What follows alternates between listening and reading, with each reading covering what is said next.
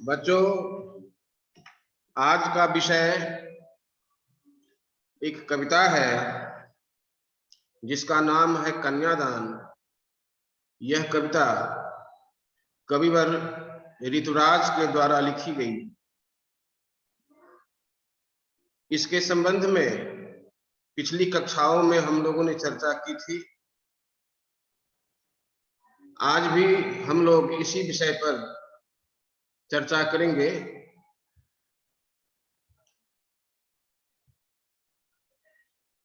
कन्यादान जो कविता है, इस कविता का शाब्दिक अर्थ क्या है? कन्यादान का शाब्दिक अर्थ क्या है? कन्या को दान कर, कन्या का दान करना। दूसरे शब्द में इसे विवाह भी कहा जा सकता है। ठीक है। भारतवर्ष में प्राचीन काल से विवाह संस्कार होता आया है। हिंदुओं में 16 संस्कार माने जाते हैं। उन संस्कारों में जो विवाह संस्कार है, यह बड़ा ही श्रेष्ठ और उत्तम है।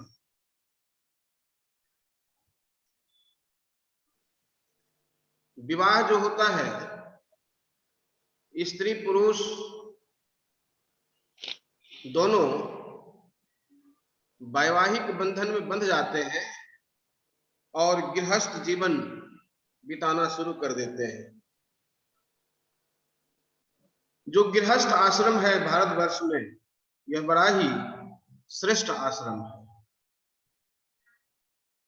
तो इस आश्रम का जो कर्तव्य निर्धारित किया गया है, वह कर्तव्य भी बड़ा ही उत्तम, पवित्र और श्रेष्ठ है, महान है। इसी आश्रम पर बाकी आश्रम निर्धारित होते हैं।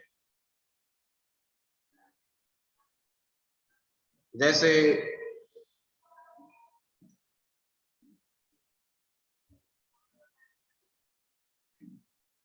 जो आश्रम हमारे यहाँ, कितने प्रकार के आश्रम बताए गए हैं? बोलो। 4 हैं? बोलो सर। 4। कौन कौन?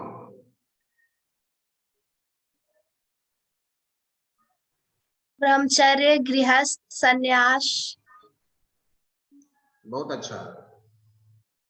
ब्रह्मचर्य आश्रम, इस आश्रम में बच्चे पठन पाठन करते हैं। उसके बाद ब्रह्मचर्य आश्रम के बाद गृहस्थ आश्रम है। ब्रह्मचर्य आश्रम में पढ़ लिख कर बच्चे गृहस्थ में जाते हैं।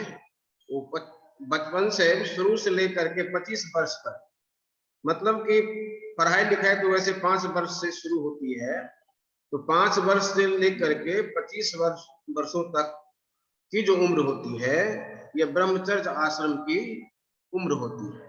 इसके बाद गृहस्थ आश्रम 25 वर्षों से लेकर 50 वर्षों तक। इस आश्रम में स्त्री पुरुष वैवाहिक बंधन में बंध जाते हैं और अपने वंश को बढ़ाते हैं, वंश की वृद्धि करते हैं। और उसके बाद गृहस्थ आश्रम के जो कर्तव्य होते हैं, उन कर्तव्यों का पालन करते हैं। गृहस्थ आश्रम के बाद वानप्रस्थ आश्रम है। इस आश्रम में व्यक्ति अपने गृहस्थ आश्रम के दायित्व से मुक्त होकर और एकांत वास करने लगते हैं, भगवत भक्ति की ओर उन्मुख हो जाते हैं।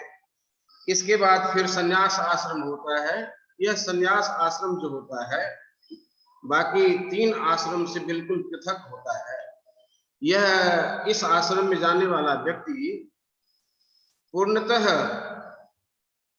भगवत भक्ति की ओर मुड़ जाता है और उसका इस संसार में कोई अपना संबंध नहीं होता। ठीक है। तो इस प्रकार से यह एक अलग विषय है। इसके बारे में कभी मौका मिलेगा तो हम लोग विस्तृत रूप से चर्चा करेंगे, लेकिन आज का जो विषय है कन्यादान, इसके बारे में हम लोग जानकारी हासिल कर रहे हैं।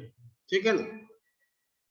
तो कन्यादान का अर्थ होता है विवाह, और विवाह जो होता है स्त्री पुरुष के मेल जो संबंध जो होता है, दोनों एक जगह आपस में संबंध में जुड़ जाते हैं और एक साथ रहने लगते हैं, गृहस्थ जीवन बिताने लगते हैं। ठीक है।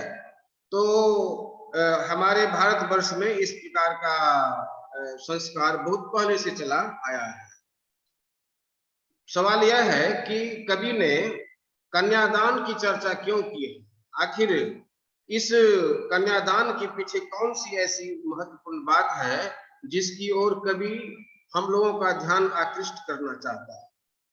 विषय क्या है, बात क्या है? बात कुछ है। कन्यादान का यदि हम शाब्दिक अर्थ जानना चाहें तो कन्या का दान करना, और दान भी हमारे भारतवर्ष की एक संस्कृति है।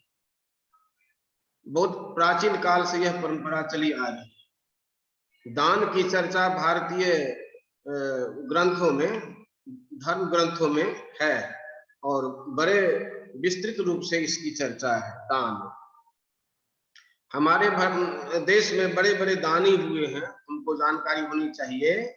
जैसे कर्ण का नाम सुना होगा। ठीक है। तो कर्ण जो थे वो महाभारत के एक प्रमुख पात्र थे, और कर्ण दान के लिए महादानी के रूप में जाने जाते हैं, दान के लिए प्रसिद्ध है। उनका सिद्धांत था कि उनके द्वार पर जो भी व्यक्ति आएगा, कुछ मांगेगा, तो उसे वह खाली हाथ नहीं लौटने देगा। इस प्रकार से कर्ण का अपना सिद्धांत था, और इसी सिद्धांत के कारण उन्होंने महाभारत की लड़ाई में अपनी जान को खतरे में डाल दिया। कवच कुंडल, उन्हें जो कवच प्राप्त था वह कवच ही मांग लिया गया दान के तौर पर, और उन्होंने सहर्ष दे भी दिया। तो इस प्रकार से कर्ण महादानी के रूप में प्रसिद्ध है। ठीक है। फिर आगे चलो, उसके बाद चलो, राजा हरिश्चंद्र के बारे में तुम्हें जानकारी होगी। राजा हरिश्चंद्र जो थे वो राजा थे, और सपने में उन्होंने अपने सारे राजपाट को एक ऋषि के हाथ दान कर दिया था। सपने में, स्वप्न में। जबकि हम लोग यहाँ, हम लोग भी बहुत से तरह तरह के स्वप्न देखते हैं, और जब सवेरा होता है तो उन स्वप्नों को हम लोग नजरअंदाज कर देते हैं। स्वप्न के महत्व पर हम लोग चिंतन नहीं करते। लेकिन जो राजा हरिश्चंद्र थे, उन्होंने स्वप्न में क्या देखा कि अपना राजपाट दान कर दिया है। और जब सवेरा हुआ तो जिस ऋषि को उन्होंने दान किया था वे दरवाजे पर पहुंच गए प्रातः काल, और कहा कि राजन, आपने अपने सारे राजपाट मुझे दान कर दिया है, अतः अब इस राजपाट पर आपका कुछ भी अधिकार नहीं है, तो दान देने के बाद दक्षिणा भी दीजिए आप। ठीक है। तो राजा हरिश्चंद्र पर जो है उनके मन में किसी तरह की ऐसी कोई बात, चिंता की बात नहीं आई, अफसोस नहीं हुआ उन्हें कि उन्होंने ऐसा क्यों किया। इस तरह की बात की चिंता उन्हें नहीं हुई। ठीक है। तो जब सवेरा हुआ और जिन्हें दान दिया गया था वे दरवाजे पर पहुंच गए और उनसे कहने लगे कि आपने राजपाट मुझे दान कर दिया है, तो दान के बाद दक्षिणा भी चाहिए, दक्षिणा दीजिए। तो राजा हरिश्चंद्र ने उनसे कहा कि कुछ देर आप यहाँ ठहरिए, मैं आपको स्वर्ण मुद्राएं दान में दूंगा। जो कोष में रखा हुआ है उसमें से निकाल करके मैं आपको दे देता हूं। तो उन्होंने कहा कि आप जिस कोष से स्वर्ण मुद्राएं निकाल कर मुझे देना चाहते हैं उस पर तो आपका अब अधिकार रहा नहीं, अब तो वह मेरा हो गया है। तो आप कहीं अन्यत्र से व्यवस्था कीजिए। हरिश्चंद्र सोचने लगे कि अब क्या किया जाए। तो कथा प्रचलित है कि उन्होंने दक्षिणा देने के लिए स्वयं को एक डोम के हाथ बेच दिया, पत्नी तक और पुत्र को भी जो है उन्होंने बेच डाला, ठीक है। और बेच करके जो मुद्रा उन्हें हासिल लगी वो दक्षिणा के तौर पर उन्होंने दे दिया। इस प्रकार की कथा प्रचलित है। तो एक से एक दानी महादानी हमारे भारतवर्ष में हुए हैं। तो कन्या का दान जो है यह भी उसी तरह का दान है। इसमें माता पिता अपनी पुत्री को दूसरे के हाथ सौंपते हैं, ठीक है।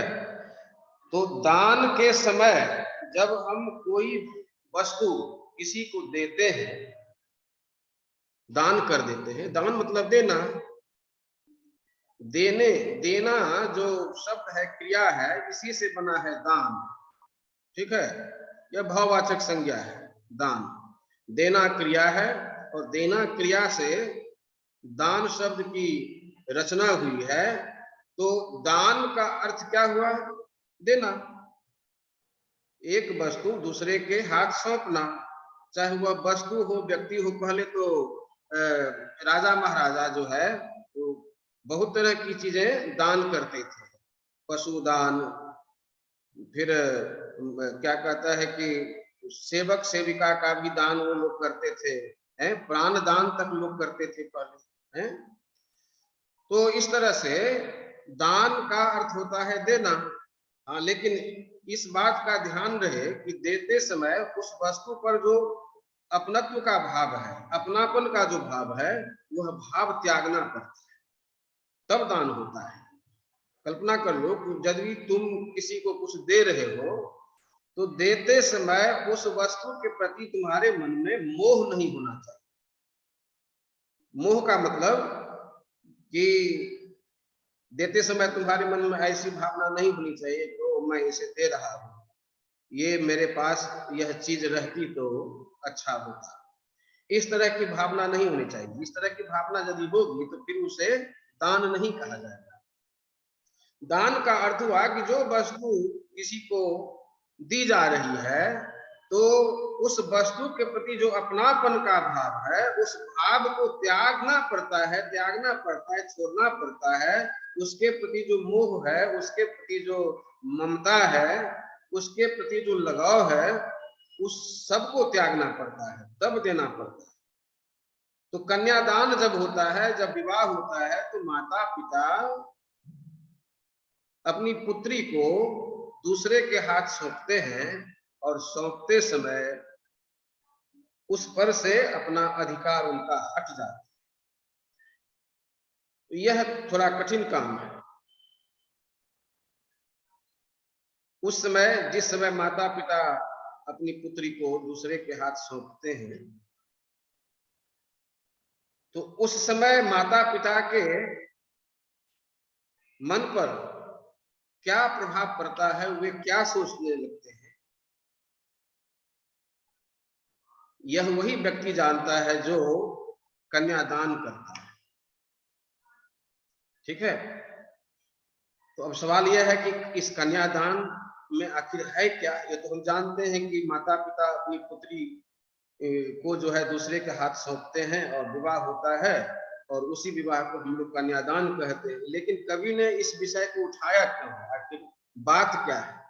बात क्या है? बात यही है कि जो बेटी अपने माता पिता के घर को छोड़कर दूसरे के घर, अपने पति के घर जाती है, तो अपने माता पिता के घर से पूर्णतः पृथक वातावरण उसकी ससुराल का होता है। वहां जाने के बाद सब कुछ नया होता है। तो उस वातावरण में जाने के बाद वो क्या अनुभव करती है, किस प्रकार की उसे कठिनाई होती है, जिसके हाथ सौंपा गया वह व्यक्ति इसके साथ कैसा व्यवहार करता है, ये सब सोचने की चीज है। लेकिन आजकल क्या देखा गया है, आजकल हम लोग देखते हैं समाज में दहेज प्रथा या स्त्री के प्रति जो नजरिया है समाज का, तो इन सब कारणों से कहीं न कहीं स्त्रियों पर, नारियों पर अत्याचार हो रहा है, पहले से होता आया है। कवि का मानना है कि चूंकि स्त्री भी समाज का एक अहम हिस्सा होती है, उसके बिना समाज आगे बढ़ ही नहीं सकता।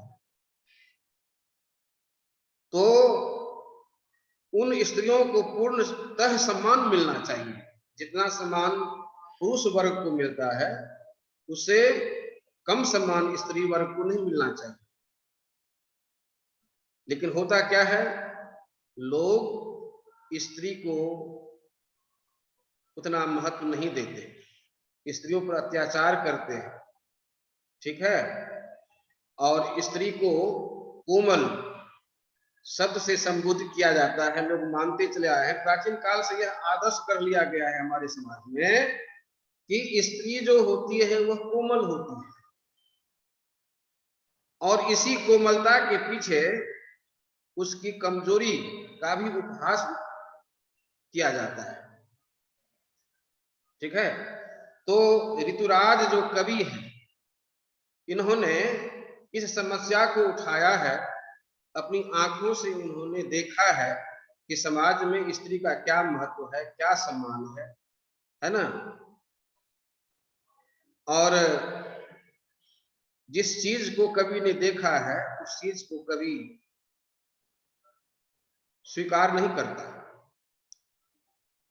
कवि के हिसाब से स्त्री का सम्मान होना चाहिए, स्त्री को वह सब कुछ मिलना चाहिए जिसका वो हकदार होती है, ठीक है। तो वर्तमान समय में स्त्री पर जो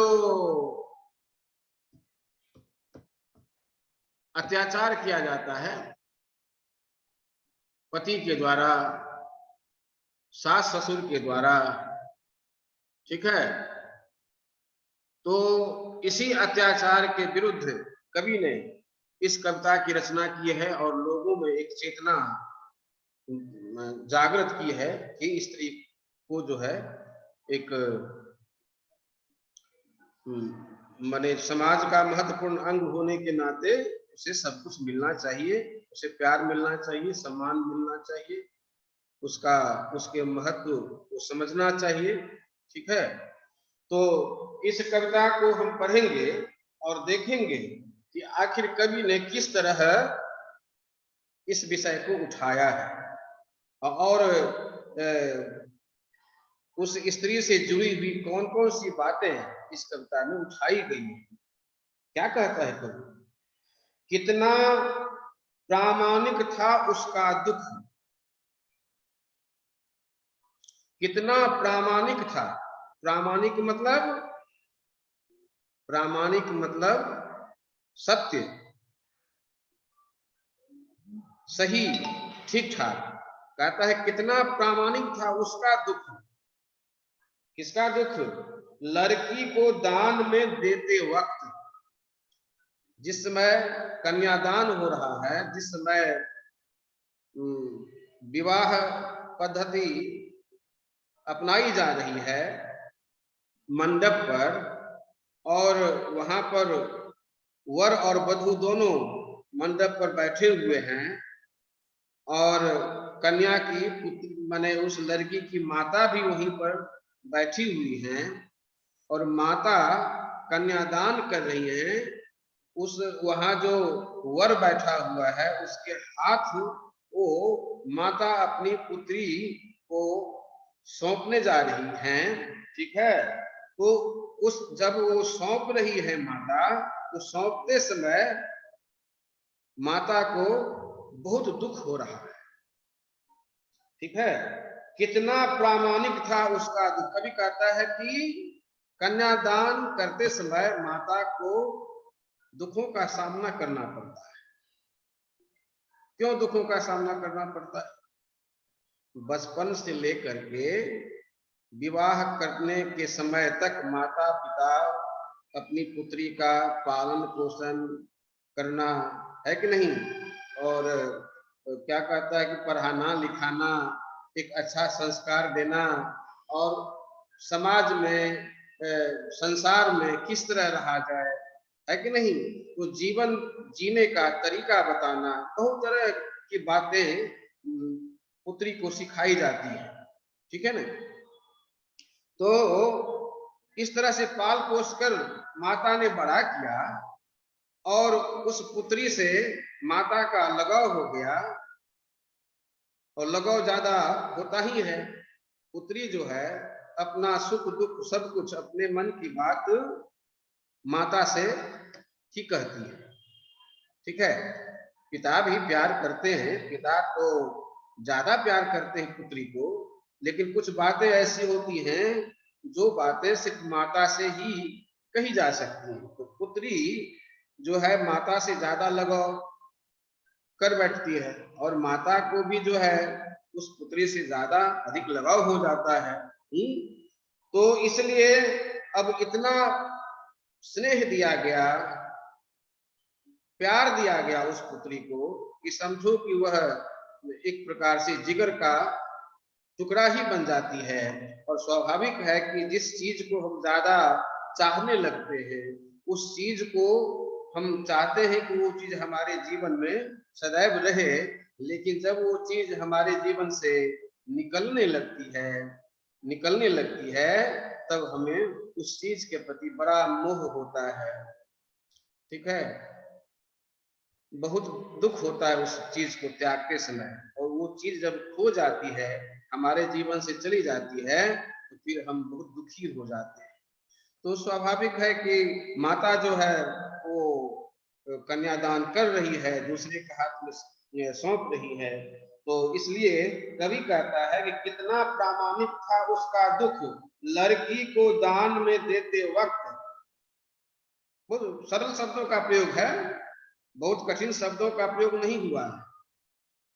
तो माने बोलचाल की भाषा जो है ना, वो बोलचाल की भाषा में जो शब्द प्रयोग किए जाते हैं, उन्हीं शब्दों का प्रयोग कवि ने यहाँ पर इस कविता में किया है। तो कविता का अर्थ समझने में कोई कठिनाई नहीं होगी, हाँ, लेकिन साधारण शब्दों में ही, सामान्य शब्दों में ही लिखी गई पंक्तियों का कभी कभी थोड़ा अर्थ गंभीर हो जाता है, तो उस चीज को हमें जानना पड़ता है। कहता है कि कितना प्रामाणिक था उसका दुख, लड़की को दान में देते वक्त जैसे वही उसकी अंतिम पूंजी हो। ऐसा लग रहा है, होता ही है माता की वो अंतिम पूंजी हो जाती है बेटी। क्यों अंतिम पूंजी हो जाती है? अंतिम पूंजी तो बहुत प्रकार की होती है, ये खेत खलिहान रुपये पैसे सोना चांदी घर द्वार सब तो पूंजी ही है कि नहीं। लेकिन जो संतान रूपी जो पूंजी होती है वो सबसे बड़ी पूंजी मानी जाती है, ठीक है ना। तो क्या कहता है कवि, कहता है कि जब वो माता दूसरे के हाथ में सौंप रही होती है, तो उसे लगता है कि जैसे उसकी अंतिम पूंजी उसको दे रही है, और उसे देने के बाद फिर उसके हाथ में कुछ नहीं रह पाएगा, है कि नहीं। तो अंतिम पूंजी के रूप में कवि ने पुत्री को कहा है, और वो अंतिम पूंजी जब माँ के हाथ से निकलने लगती है, तब फिर माँ को जो दुख होता है यह कल्पना करने योग्य है। कहता है लड़की अभी सयानी नहीं थी, लड़की अभी सयानी नहीं थी। सयानी का मतलब, सयानी का मतलब होता है, एक होता है भोला भाला सयानी, और सयानी हो जाना। सयानी का मतलब कि संसार के सुख दुख और क्या कहता है कि माने सांसारिकता का अनुभव होना, संसार में किस तरह रहा जाता है, संसार में क्या सुख है, क्या दुख है, क्या उत्थान है, क्या पतन है कि नहीं। तो इस प्रकार से जो सांसारिकता है, उस सांसारिकता का ज्ञान अभी उस लड़की को था नहीं, क्योंकि अपना घर छोड़ करके बाहरी दुनिया में उसने अभी प्रवेश किया नहीं है। तो बाहरी दुनिया में प्रवेश करने के बाद ही सांसारिकता का ज्ञान होता है। संसार में प्रवेश करने के बाद बहुत तरह के अनुभव होते हैं लोगों को, और सच्चा अनुभव वही होता है। घर में बैठे बैठे तुम सांसारिकता का अनुभव नहीं कर सकते। हाँ, सांसारिकता का अनुभव होता है संसार में प्रवेश करने के बाद। संसार में जाओगे तो वहां पर जिंदगी का असली रूप तुम्हें दिखाई पड़ेगा। कहीं अच्छे लोग मिलेंगे, कहीं बुरे लोग मिलेंगे, कभी दुख होगा, कभी सुख होगा, कहीं कहीं गिरोगे, कहीं उठोगे, कहीं सम्मान पाओगे, कहीं अपमान पाओगे। संसार यही है। तो कहता है कि अभी सयानी नहीं थी, मतलब उसे संसार का अनुभव नहीं था। वो तो अभी माता पिता के साथ रहती थी और घर से बाहर उसने कभी कदम रखा नहीं था। केवल घर के ही बारे में उसे जानकारी है, और उसे जो सिखाया गया है उतनी ही बातों की उसे जानकारी है। इसलिए वो सयानी नहीं है, अभी कम जानकार है। तो कहता है कि लड़की अभी सयानी नहीं थी, अभी इतनी भोली सरल थी। वह भोली है, जो कि घर में है, भोली भाली है, और छल कपट, बैर द्वेष ईर्ष्या है कि नहीं, माने बहुत तरह की बातें जो जीवन में होती हैं, उन चीजों को अभी देखने सुनने करने का अनुभव जो है उस लड़की को नहीं प्राप्त हो सका है। तो हाँ, लेकिन अब होने वाला है, क्योंकि उसका विवाह हो रहा है। अब दूसरे परिवार में वो जा रही है। दूसरे परिवार में जाने के बाद उसे पता चलेगा कि आखिर यह जीवन है क्या, संसार आखिर है क्या। संसार देखो, संसार में आने के बाद मनुष्य के लिए दो रास्ते होते हैं। जीवन यापन करने के दो रास्ते होते हैं। पहला रास्ता तो यह है कि संसार में रहो और सांसारिक रंग तुम पर चढ़ेगा। संसार में जो जो करने की जरूरत पड़ेगी वो तुम्हें करना पड़ेगा। कभी अच्छा करना पड़ेगा, कभी बुरा करना पड़ेगा, कभी किसी को दुख देना पड़ेगा, कभी किसी स्वयं को दुख भोगोगे, कभी किसी को सुख दोगे, कभी तुम्हें भी सुख मिलेगा, कभी दूसरे को दुख दोगे, कभी तुम्हें भी दुख मिलेगा। कहीं झूठ बोलोगे, कहीं किसी से ईर्ष्या करोगे, कहीं लड़ाई झगड़ा करोगे, ठीक है, कहीं किसी से दोस्ती करोगे, कहीं लोभ दिखाओगे, कहीं मोह दिखाओगे, कहीं त्याग दिखाओगे। बहुत तरह की बातें संसार में होती हैं। तो संसार में रहने के बाद संसार के उत्थान पतन उठा पटक और सांसारिकता का जो थपेड़ा होता है, उन सबको झेलना पड़ता है, तब संसार का अनुभव होता है।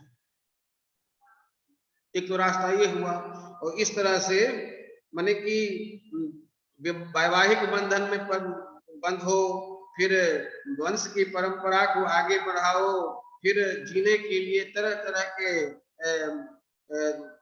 क्या कहता है कि कदम उठाओ, कैसे जिया जाए, कैसे पैसे कमाएं, है कि नहीं। इन सारी बातों की जानकारी जो है लेनी पड़ती है और सब कुछ करना पड़ता है, तब संसार में आदमी आगे की ओर बढ़ता है, सुख दुख झेलते हुए, उत्थान पतन झेलते हुए। ठीक है, एक ये रास्ता हुआ। दूसरा रास्ता होता है निवृत्ति। मतलब ईश्वर की ओर जाना।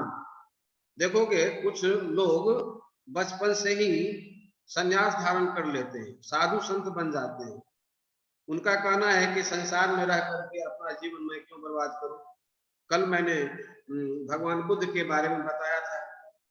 भगवान बुद्ध ने बचपन से ही जो है चिंतनशील थे और उनको इस बात का एहसास हो गया था कि इस राजपाट में अपने आप को लगा देने से कुछ नहीं मिलने वाला है, केवल जीवन बर्बाद होगा, है कि नहीं। इसलिए उन्होंने सत्य की खोज करने के लिए गृह का त्याग किया और तब उन्होंने बौद्ध धर्म चलाया। उनको ज्ञान भी प्राप्त हुआ। तो दो रास्ते होते हैं, प्रवृत्ति और निवृत्ति। प्रवृत्ति का मतलब हुआ संसार की ओर जाना और संसार से होते हुए अपनी जीवन लीला समाप्त करना, और दूसरा रास्ता है निवृत्ति अर्थात ईश्वर की ओर जाना और ईश्वर की ओर अर्थात ईश्वर की भक्ति करना और फिर उस तरफ जाते जाते अपने जीवन का त्याग करना। तो इस प्रकार से संसार में आने के बाद दो तरह के रास्ते लोग अपनाते हैं, दोनों में से कोई एक रास्ता अपनाना पड़ता है। कुछ लोग सांसारिकता को अपनाने के बाद फिर साधु संत बन जाते हैं, बाद में वो निवृत्ति की ओर चले जाते हैं बाद में। कुछ लोग बचपन से ही जो है ईश्वर की ओर उन्मुख हो जाते हैं, और कुछ लोग ऐसे भी होते हैं जो ईश्वर की ओर कभी जाते ही नहीं, केवल संसार में रह करके अपनी जीवन लीला समाप्त करते हैं।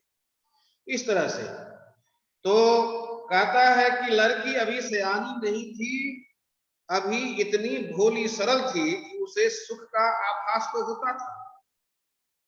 सुख का आभास होता था। आभास मतलब,